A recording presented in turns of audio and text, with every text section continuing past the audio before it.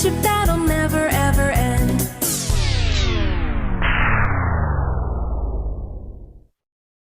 Run!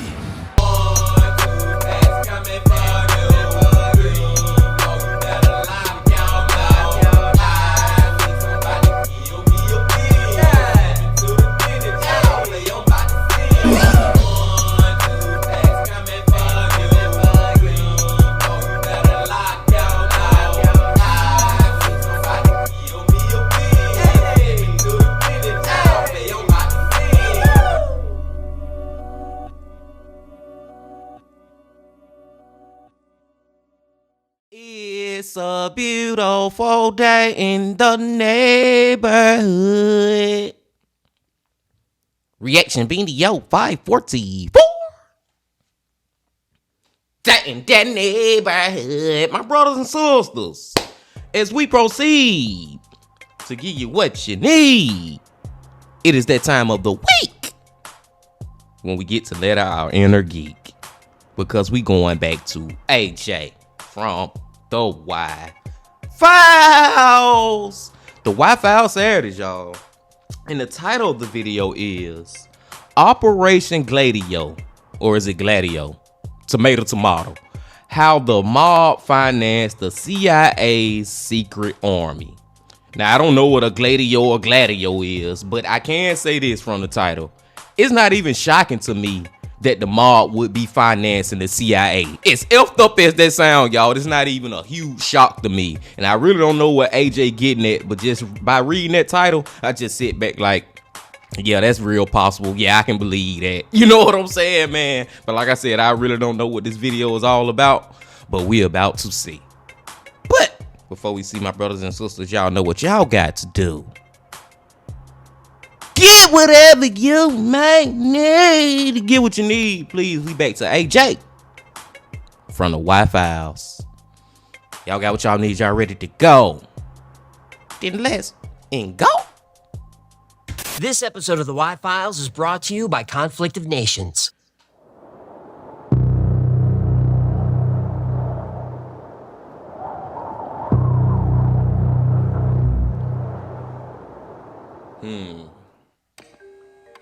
In 1948, the streets of every major city in America saw a huge and sudden rise in the heroin supply. Harry Anslinger was the commissioner of federal narcotics, and he wanted answers. A confidential informant drops a bombshell. The man bringing in the heroin is the head of the Mafia's national crime syndicate, Lucky Luciano. That was a surprise. The mob didn't deal drugs, but maybe things changed. Anslinger sent agents to Sicily, where they caught Luciano preparing a half-ton shipment of heroin heading to New York City by way of Havana. Now, the U.S. government didn't have jurisdiction in Sicily, so they brought in the local police. They refused to make an arrest. Anslinger called the State Department for help. After a few transfers, his call is finally connected to the U.S. Embassy in Palermo. A young man picks up the phone and says, "Sorry, Commissioner, have your agents stand down. Lucky's with us." Anslinger was confused. He asks, "What do you mean, us?" The response was the last thing Harry Anslinger expected to hear. Lucky Luciano, one of the world's most notorious crime bosses, was working for the CIA. Get whatever you may need.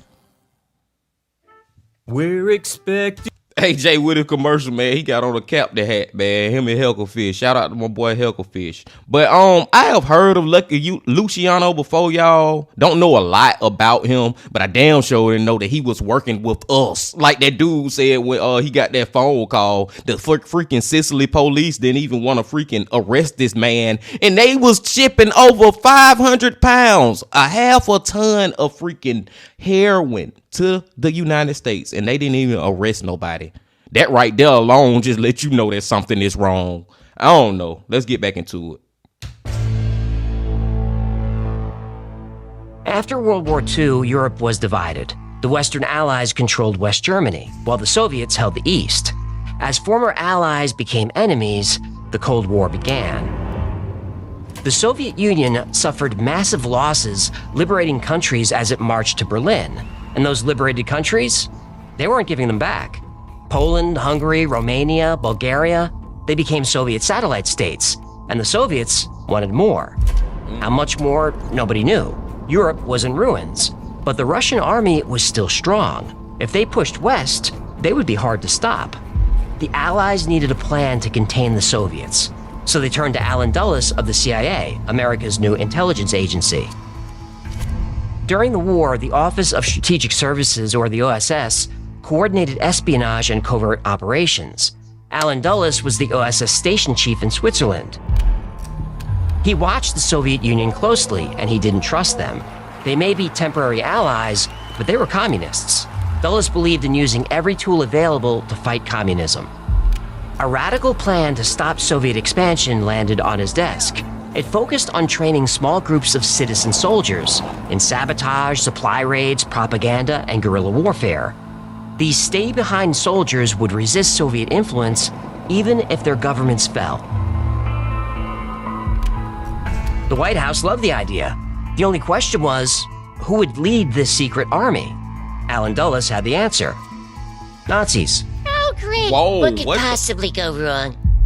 What the freak? Nazis?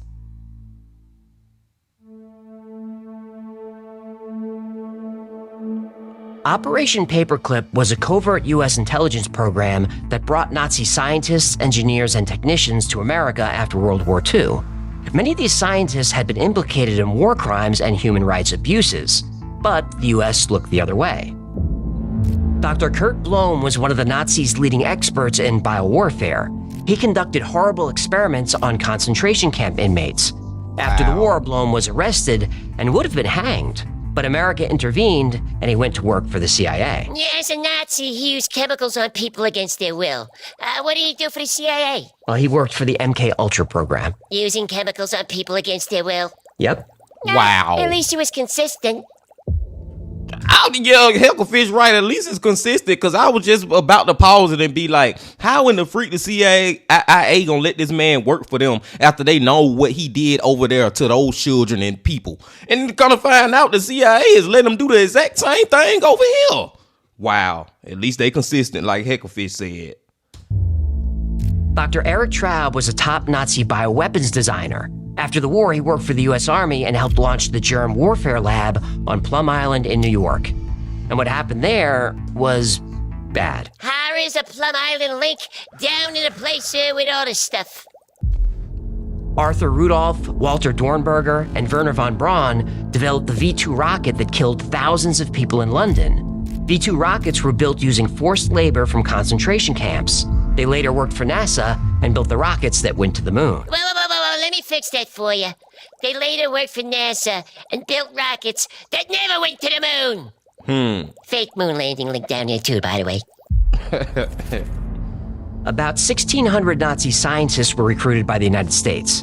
A lot of them were connected to war crimes and unethical experiments, but their backgrounds were sanitized to avoid public backlash. Yes, Nazis were evil, but to the Americans, they were a necessary evil used to prevent Soviet expansion. General Reinhard Gehlen was Hitler's intelligence chief for the Eastern Front. He had a reputation for abusing Soviet POWs to extract information. After the war, the Soviets wanted him charged with war crimes. Gehlen offered the United States all of his Soviet intelligence files, and in exchange, he wanted protection and a role in future operations. The U.S. agreed. This is crazy. Under Operation Paperclip, Gehlen became an American asset. All war crimes were forgiven. Gehlen worked with the CIA to stop Soviet aggression. The CIA was a civilian organization. It wasn't armed or militarized. It only gathered intelligence. Gehlen needed something with more teeth. He built a new organization focused on the Soviet Union. It was more than just for intelligence gathering. They would be a paramilitary organization trained in guerrilla warfare and sabotage. Gehlen's first recruits were Hitler Youth and former Nazi soldiers. He called them werewolves. They were ordinary citizens by day and communist killers by night. Allen Dulles loved it. Gehlen's werewolves would be the secret army the CIA didn't have. Resources poured in from the US and the UK, and Gehlen set up a network of secret supply caches all over Germany. The new German government didn't know these secret stay-behind armies existed until a former Nazi officer exposed the operation. The Americans were caught funding a secret Nazi army led by the brutal General Reinhard Gehlen. This was horrifying news. The new German government ordered a full investigation, but that never happened. The CIA had the investigation closed and covered up. It didn't matter that the operation was illegal. The werewolves were necessary. The Soviet Union was strong and getting stronger. Then a new threat emerged. In 1947, communists were winning local elections all over Italy. National elections were coming up. Italy was becoming the first communist country in Western Europe. This was unacceptable. It would undermine America's position in Europe and increase Soviet influence. The CIA wanted Gehlen's guerrilla warfare plan expanded and brought to Italy. They would recruit hundreds of paramilitary soldiers starting in Rome.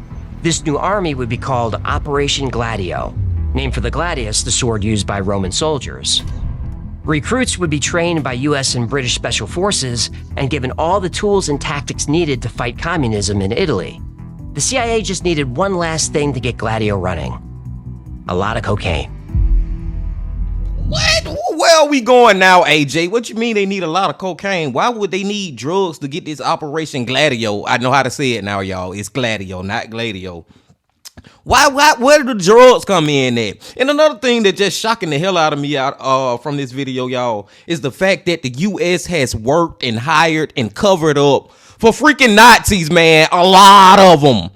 I think AJ said over 600 freaking Nazis, with a lot of them having effed up past of what they was doing to other humans and stuff. And the U.S. just hired them on and just act like none of that ever existed. I never knew that, man. That is freaking mind blowing to me. Now, where do the drugs come into play at with this whole Operation Gladio?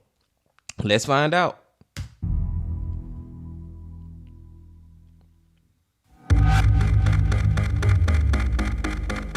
The CIA would use Operation Gladio to create fear and instability in Italy. They would spread propaganda, infiltrate political events, bribe police, politicians, and disrupt demonstrations. They had to convince citizens that the Italian Communist Party was a dangerous threat. A secret agreement was made with Italian military intelligence. If Gladio needed to escalate, they would commit acts of violence and pin the blame on Italian communists. The 1948 national election was approaching. Gladio had to act fast. This operation needed planning and a lot of money. Small problem. Congress controlled the money and wasn't aware of Operation Gladio. Asking for funding would reveal its existence, defeating its purpose. The money had to come from somewhere else, and it had to be kept secret. CIA officer Colonel Paul Helliwell had a solution. He worked with the Chinese National Army fighting Mao Zedong's communists. Chiang Kai-shek funded the Chinese National Army by selling opium. Helliwell smuggled opium into China using civil air transport, an airline owned by Chinese nationalists. That airline was sold to the Airedale Corporation, a quiet little American company running out of a fake address in Delaware. Oh, so the CIA bought the planes? They did. Nah. The planes joined the CIA's secret fleet, the infamous Air America, that ran drugs to war zones for decades. Allen Dulles loved the idea of funding Gladio with untraceable drug money. But Gladio needed a lot of money. They'd have to flood American cities with drugs. Getting the product wasn't the problem. The CIA had all the cocaine and heroin it needed. The problem was distribution. They'd need a small army of drug dealers to cover the entire country. Luckily, a network was already in place. It was organized, had logistics, had security, and they already had plenty of customers. The CIA found its perfect partner in crime. They'd use the mafia. Man, this is one of the most craziest all the Wi-Fi's videos I had ever watched, y'all. So you meaning to tell me that for them to fund Operation Gladio, and I ain't gonna lie, man, at Gladio what they doing is illegal, but I kind of understand what they trying to do. They trying to stop communism. Long story short, story long. They trying to stop that movement, and I do not agree with communists or communism at all. So I can understand they trying to do that for the greater good or whatever. But in order to stop it, you gotta sell drugs to the United States, to your people. That's where it's like, dude, it ain't even worth it. You know what I'm saying? You damaging your people to prevent some other damage from happening. But at the same time you preventing that damage from happening, you damaging your people. Y'all get what I'm saying, man? That is freaking crazy. I didn't even know that AJ was even going to the point of saying that they was actually selling the drugs over here to us. Got it off in the streets, killing us, killing our family, got more people going to jail, all this and that. Like, come on, man. That's crazy. This is one of the most craziest ones ever, y'all, on a different type level. Let's go.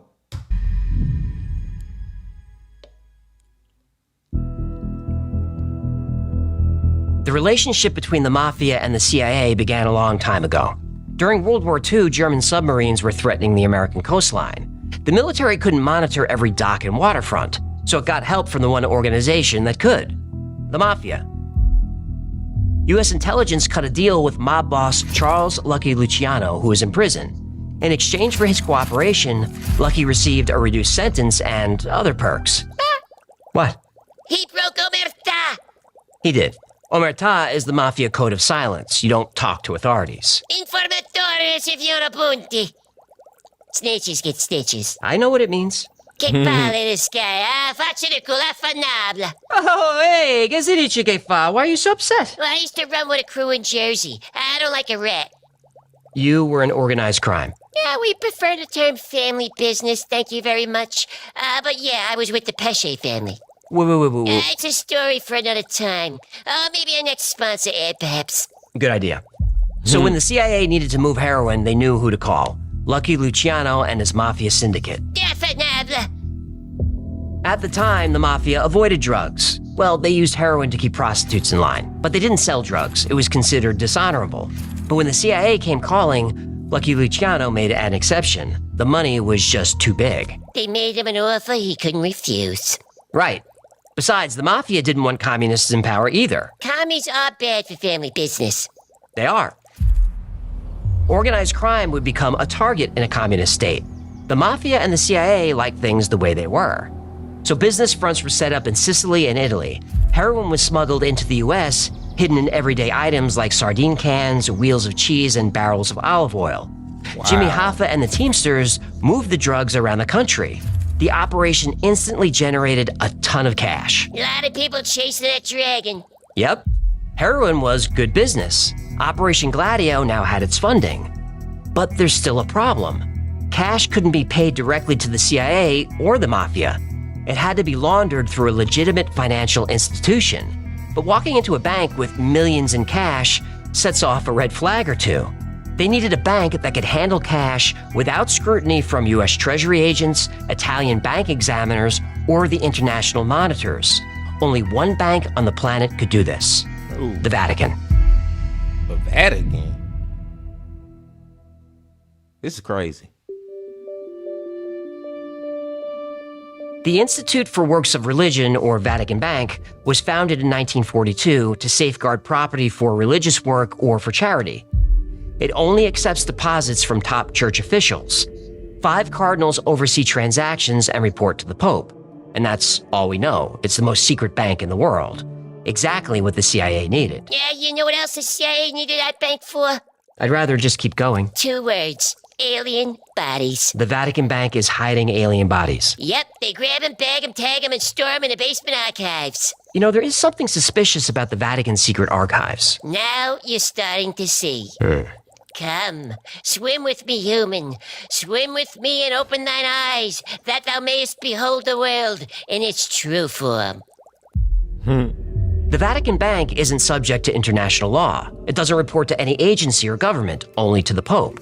It was perfect for laundering drug money. And of course, the church would get a cut. Yeah, in the family business, everybody wets their beak. The Vatican was familiar with black money from the United States. The church helped the OSS create rat lines to move the important Nazis out of Europe. Plus, the church was anti-communist. Communism threatened the power of the United States, threatened the power of the Mafia, and threatened the power of the church. So this unlikely partnership was formed, and the CIA started sending millions of dollars in cash to the Vatican. Operation Gladio launched in 1948, just in time for Italy's national election.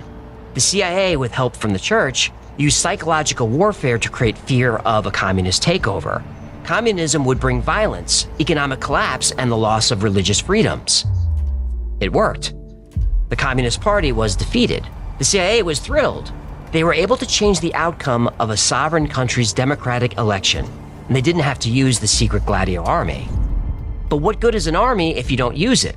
So the CIA sent word to the Gladio soldiers, prepare for war.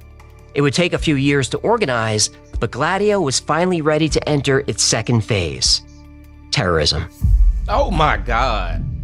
See, now Gladio getting out of hand. I thought Gladio, y'all completed y'all mission. Now y'all trying to go on other missions, man. Disband this group before we get to a point where the group just implode and become evil or whatever. In a way, they already kind of evil. They like a vigilante group. I don't know. They like one of the worst vigilante groups. They not Batman. They worse than that. They not a group of Batmans. I tell you that, man. I don't know about this Gladio-ish, y'all. This is crazy. Is this real? How I be asking this, like, when we get to the end of this video, is AJ gonna debunk some of this stuff and say that some of this stuff didn't exist, or all this is real? Wow. I love Saturdays when we watch AJ because I learn something new. And today, I'm learning a lot new. Let's go.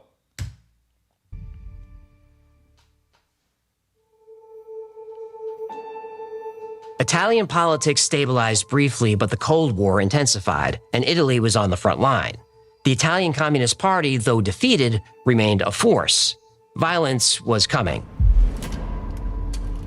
On December 12, 1969, a bomb in Milan's National Agrarian Bank killed 17 and injured 88. Damn. Anarchists were blamed. In 1972, the Red Brigades, a communist group, rigged a car bomb in Paetano. It killed 3 police officers. Italy had entered the years of lead. Far-left and far-right groups committed acts of violence. Bombings, assassinations, and kidnappings plagued the entire country. Something had to be done. Prime Minister Giulio Andreotti proposed a new, more stable government, but it was up to Parliament to decide. So a vote was set for March 16, 1978. Meanwhile, Aldo Moro, a 5-term prime minister, supported the historic compromise. This plan would give the Italian Communist Party a larger role in the government. Now, Moro wasn't a communist, but the Communist Party had a lot of public support. He feared excluding the party would lead to more violence. So Moro would present his historic compromise plan to Parliament just before the vote. The CIA wouldn't like that. Well, it didn't matter. Moro never made it to Parliament.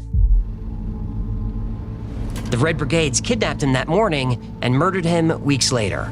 Moro's death killed the historic compromise. Andreotti's new government proceeded without the Communist Party. I don't believe in coincidences. Well, neither did journalist Mino Piccarelli.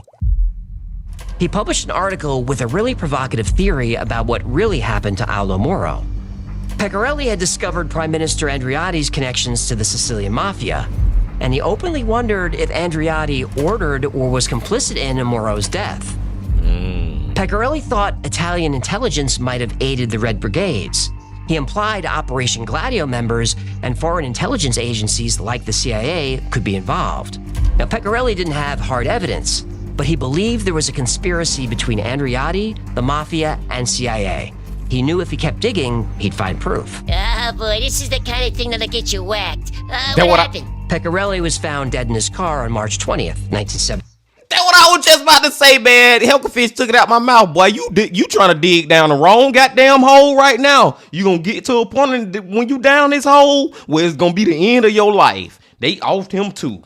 79, shot 4 times. And there it is. And there it is.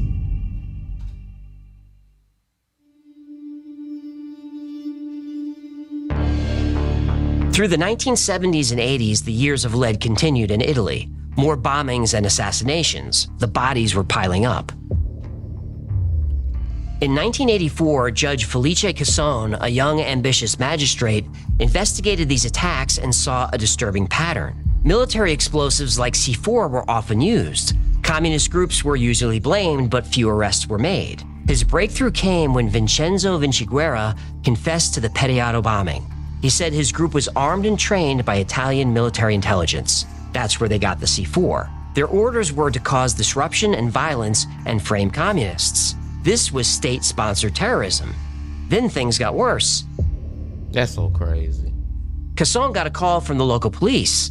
They had confiscated a briefcase from a local politician. It contained documents describing a plan to take over the Italian government. Casson couldn't believe it. The officer said, "There's more." The suitcase had a false bottom with more hidden documents. Casson asked what they found. The officer sounded nervous and said, "Sir, we can't tell you over the phone." Casson went to the police station to read the documents and was speechless. The documents confirmed hundreds of innocent people were killed in bombings by groups working for Italian military intelligence. Casson followed the lead. He gained access to Italy's military intelligence archives. That's when he learned these attacks were connected to Operation Gladio, launched by the CIA. Casson now had evidence that a secret unit in military intelligence was conducting guerrilla operations against its own people. Even more shocking, it wasn't just Italy. Operation Gladio was conceived in Germany by former Nazis, expanded in Italy, and then spread across NATO. Casson uncovered attacks all over Europe. Germany, France, a few in Belgium, all were false flag operations where civilians were killed intentionally and communists were blamed. Casson then realized Gladio was far bigger than he thought. He felt his life was in danger. Man, I just gotta say now, y'all, because y'all remember earlier, I was like, I understand what Gladio trying to do. You know what I'm saying? I understand they trying to do it for the greater good. But now what they doing, I don't understand it at all, and I don't agree with it at all, man. They literally killing innocent people and just to frame it on communists, just to make the communists look bad. What the freak, man? Like, it's so counterproductive what the freak they are doing. It's counterproductive as hell, man. Like, I don't agree with them no more. Fuck Gladio. Like I said, man, they should have been disbanded. They should have been disbanded. They getting worse and worse. From July until October of 1990, I was the only one who knew about Operation Gladio who was not already part of the conspiracy. Prime Minister Andreotti initially denied knowing anything about Gladio, but in 1990, under political pressure, he confirmed Operation Gladio was real and had operations throughout Europe. Now, most countries denied involvement at first, but there was too much evidence. Finally, NATO said that these stay-behind armies were real, but only for defense. The US and UK continued to maintain a no-comment policy on Gladio. The truth coming out put Prime Minister Andreotti under tremendous scrutiny. Eventually, he was arrested and charged with being complicit in the murders of Pecorelli and Moro. After multiple trials and appeals, he was acquitted for lack of evidence and cleared of all charges. Oh, he had friends in high places, huh? He did. He was important to the cause. Andreotti oversaw Operation Gladio in Italy. About 30 acts of violence were directly linked to Gladio, with 150 more suspected. Around 600 innocent people died from Gladio bombs, with twice as many injured. If all suspected attacks are proven to be Gladio-related, the death toll is in the thousands. No one has answered for these crimes. Over the years, as more innocent bodies piled up, the CIA said it needed more money and power. Communism was taking root all over the world, so they got more money and power. The agency became militarized. It now had its own secret army that it could deploy anywhere there was a Soviet threat. Small problem. It was all a lie. It was all a lie. Huh? From the 1950s through the 1980s, the USSR was an existential threat to America. The CIA was constantly warning us of Soviet strength, fueling massive military spending. But was the threat real? In the 1960s, Americans were terrified of the Soviets. Let us face, without panic, the reality of our times. The fact that atom bombs may someday be dropped on our cities. Sputnik launched. Yuri Gagarin went to space. Americans panicked. The Soviets seemed unstoppable. NASA had to be created. More military spending was needed. But was it? The CIA said yes. The Cuban Missile Crisis in 1962 almost started a nuclear war. It shall be the policy of this nation to regard any nuclear missile launched from Cuba against any nation in the Western Hemisphere as an attack by the Soviet Union on the United States, requiring a full retaliatory response upon the Soviet Union. Clearly, war with the Soviet Union was coming. more military spending was needed. But was it? The CIA said yes. I grew up in the 1980s when military budgets exploded. Generation Xers like me believed that war was going to break out at any second. You can do it in the army. We were in an arms race that we couldn't afford to lose. It was a race for survival. But was it? The CIA's job is to gather intelligence so the US government can make informed decisions. Somehow these decisions always led to more military funding and more power for intelligence agencies. But the CIA knows best. Or does it?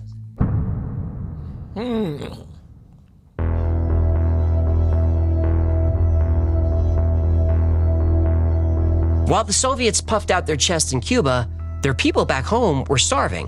From 1953 to 1964, they couldn't produce enough food to feed their population.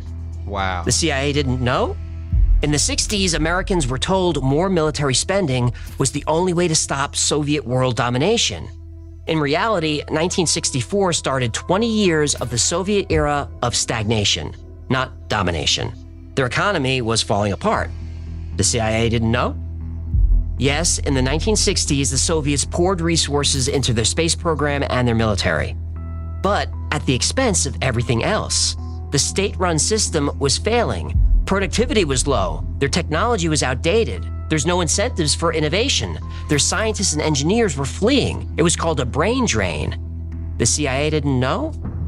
Man, the CIA know about all this stuff that was going on, man. They just wanted to ignore that and pay attention to the bullshit. You know what I'm saying, man? That is crazy.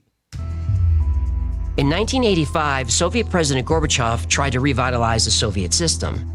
Part of his plan was glasnost, which means openness. He allowed Soviet citizens more freedom to express themselves. What the people expressed was they were miserable. We finally learned the truth. Defending against Soviet aggression wasn't a strategy, it was a sales pitch. Throughout the entire Cold War, American military contractors got wealthy and intelligence agencies grew powerful, protecting us from a country that was going bankrupt and whose citizens were sick and starving. When the Berlin Wall came down in 1989, the Soviet Union had already been in ruins for years. The whole world saw it. Somehow, the CIA didn't know. Gladio was funded right up until it was exposed in 1990. Gladio still had armies ready to repel the expansion of the Soviet Union. But by then, there was no Soviet Union. The Baltic states left. Ukraine, Belarus, the Central Asian republics, they were on their way out. The CIA didn't know?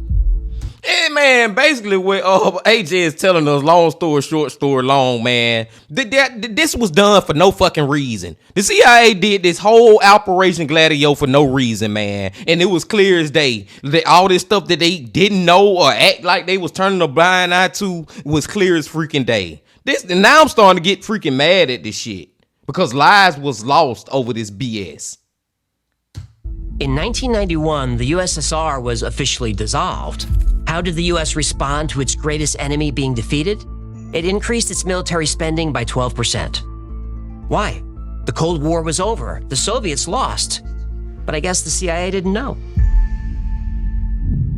Lives being lost and unnecessary money being spent. That's coming from the people. You know what I'm saying? That could be going elsewhere to these places that is in ruins that's going down. But y'all got this other ish going on. Yeah, I'm mad at this ish now. I ain't gonna lie. I'm a little peed off.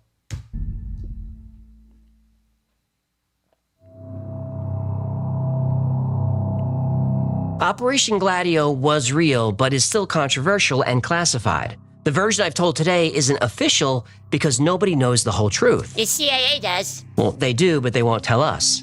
The CIA can't confirm or deny its participation in any covert operations. Bullshit. Now, the CIA claims it was never involved in drug trafficking. They admit Air America existed for intelligence gathering and transporting supplies. Yeah, supplies of smack. Smack? Yeah, you know, skag, horse, brown sugar, China white. Heroin. What'd I say? The CIA said it never happened. In 1996, journalist Gary Webb linked the CIA to Nicaraguan Contras trafficking cocaine into the U.S. to fund rebels. Yeah, that sounds familiar. Doesn't it? Did the CIA put drugs into black community? We don't have any evidence so far that they did it directly. And what we have evidence of is that men working for a CIA-run army did do that.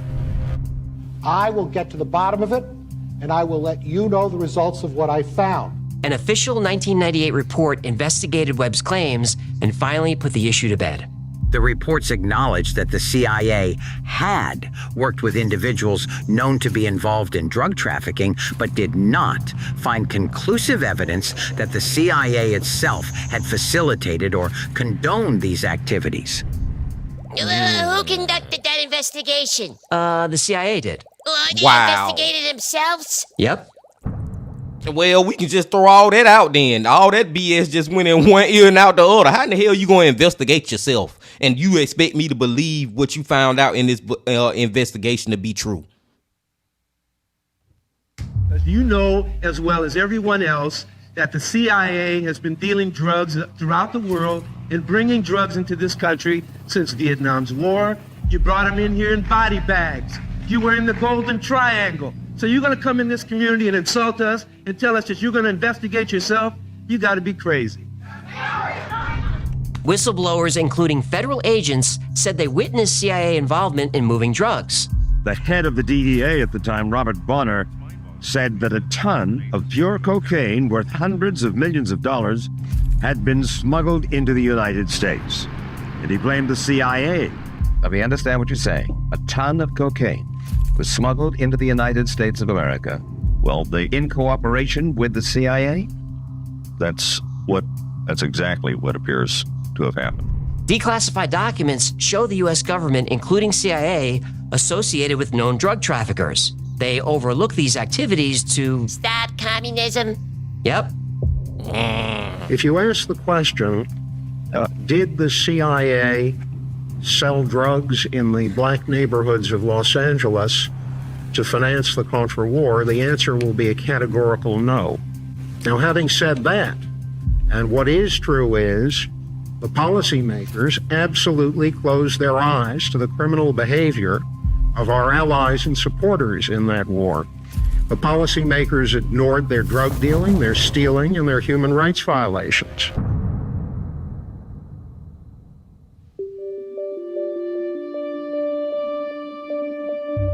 The CIA didn't admit to working with organized crime, but investigations and declassified documents show they did.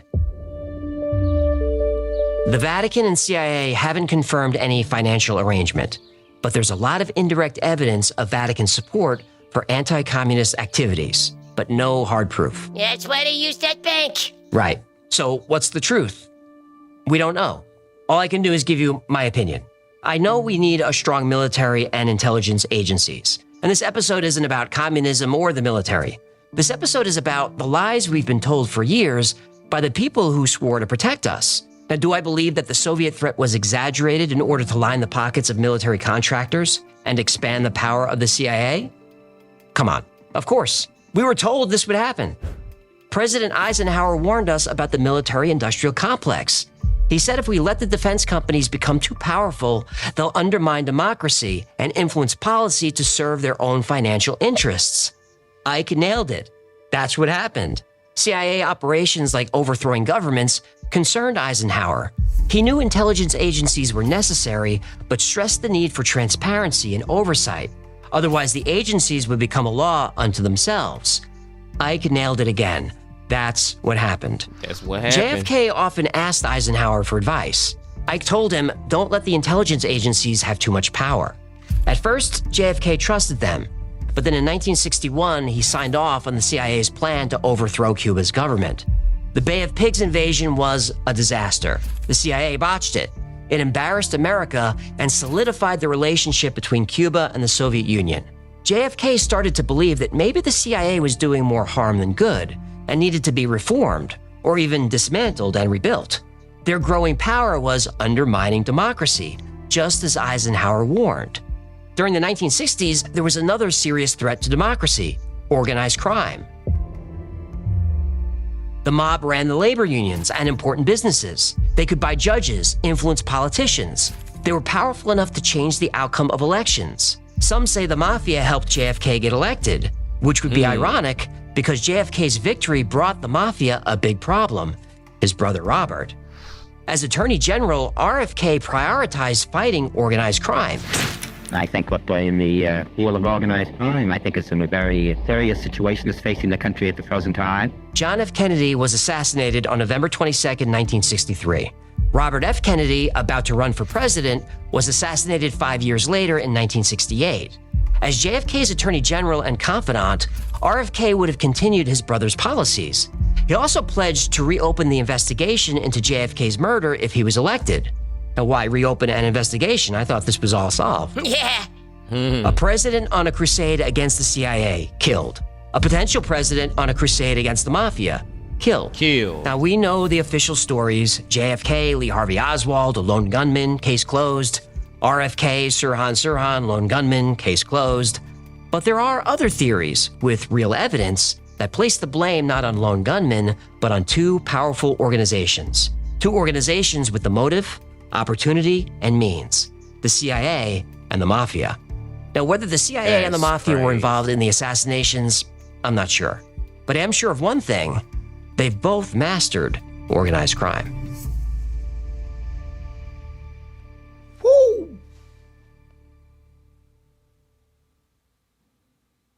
Humans, don't forget to click the link in the...